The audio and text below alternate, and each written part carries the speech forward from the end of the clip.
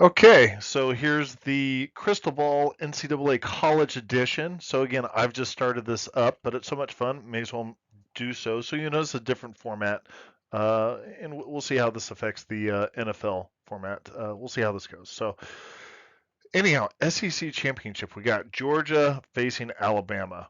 Georgia is favored by 4, and the model is showing that Alabama it should be a close game, 20-21 is what the model is showing, and then what that is that's it's given Georgia a 79% chance to win, which translates to about a 10-point spread. So a bit bigger than what the Vegas odds makers has. So let's come on over here to the right.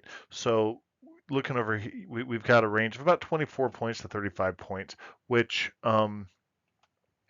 it doesn't seem too far outside the range of possible. I think both teams are actually more defensive oriented, but certainly have that capability of grinding down the defense and really starting to put up some points with some explosiveness going on there. So, and given the fact that it's a championship game, you've got national title hopes on the line here, particularly for Georgia. I don't know if Alabama really has a path to get there, but certainly they have to win. They at least have that opportunity. So then when I look at the Bayesian, um, so ignore the color code. That's still in work, but nonetheless, it does show if I'm going to look at this, say if Alabama plays up to the occasion or if Georgia plays down to the occasion, it's saying that it really should be uh, uh, uh, an advantage to Georgia, but ever so slightly. So it's entirely possible that this could be a 1 or 2 point game that comes down to the last minute, which quite frankly is what we all want to watch. We want to watch that really good game.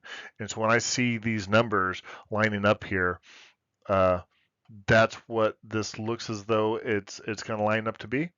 But I think that the model is showing that there's clearly a numerical advantage here for Georgia, and I think the odds makers are probably being generous by giving to Alabama by giving Georgia only a 4 point spread. They're acknowledging the regional rivalry and the motions that go into that, but I'm not always sure that that's the best way to look at the games. It's best to look at from what have they done, and then you can apply some judgment, but it's nice to know where do we think the numbers are going to lead them. And here's what I really think is going to be. So let's look at the performance tables over here. So a couple of things I would point out is Georgia just has a big advantage over here in the passing game.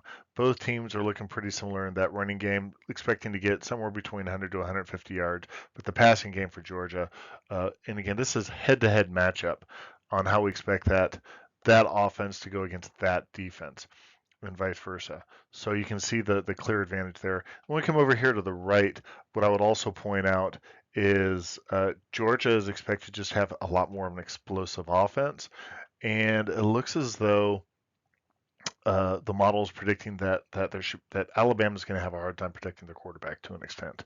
Overall, I would say that both teams are doing a pretty good job of controlling the football in this matchup. So not a whole lot of interceptions or fumbles expected, but I would point out that it's showing a little bit more propensity over here for Georgia to throw some interceptions, but then they're also protecting their quarterback a bit better as well. And so that's about the sum of it. Should be a great game to watch. I think it will be the highlight game to watch for the weekend. If you like what you're listening to, click like and subscribe. And if you got any questions or comments, go ahead and drop me a note. Thank you.